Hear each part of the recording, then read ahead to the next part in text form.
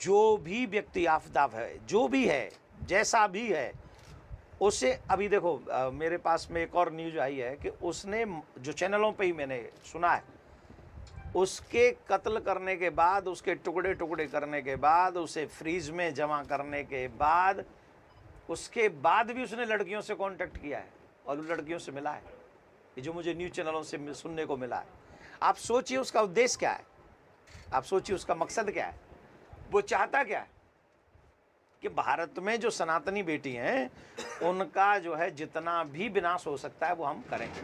तो ये चीज़ पे हमें पूरा फोकस करना चाहिए और मैं यही कहूँगा कि ऐसे व्यक्ति को ऐसी सज़ा मिले जो एक एग्जाम्पल हमारे पूरे देश में साबित हो सके कि उसके बाद कोई ऐसी घटना न कर सके। उसने 35 टुकड़े किए हैं तो न्याय ऐसा मिले कि उसके कितने, क्या मतलब समझ रहे हैं, संविधान जो चाहे, लेकिन कठोर सज़ा मिले, ऐसी मैं अवश्य मांग करता हूं आप लोगों के माध्यम से, कानून से, और जल्दी सुनवाई हो। एक और बात है, इस केस की डे बाय डे सुनवाई करके इसे जेल में रखने की बजाय, इसे खाना खिलाने की बजाय, इसकी मेहमानी करने की बजाय तुरंत सीधा उसका रिजल्ट होना चाहिए, जिससे ये पता लगे कि हम मर्डर करेंगे तो हमें भी इसका दुष्परिणाम झेलना पड़ेगा, हम किसी के टुकड़े करेंगे तो हमें भी इसका दुष्परिणाम झेलना पड़ेगा। समाज में जब तक कानून का भय नहीं होगा तब तक ऐसे ही अत्याचार, दुराचार, पापाचार, भ्रष्टाचार, व्यभिचार होते रहेंगे। उसे लागू करने के लिए बहुत ज़्यादा ज़रूरी है कि हम सख्त कार्रवाई करें।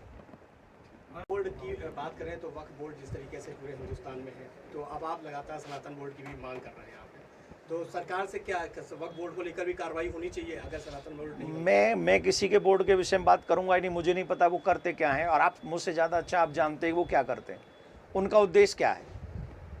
मेरा ही जज, मेरा ही वकील, मेरा ही सब कुछ, तो ये तो कहीं न्याय नहीं होगा। हमें नहीं पता कि वो क्या करते हैं, हम उनके विषय में कुछ बोलना भी नहीं चाहते।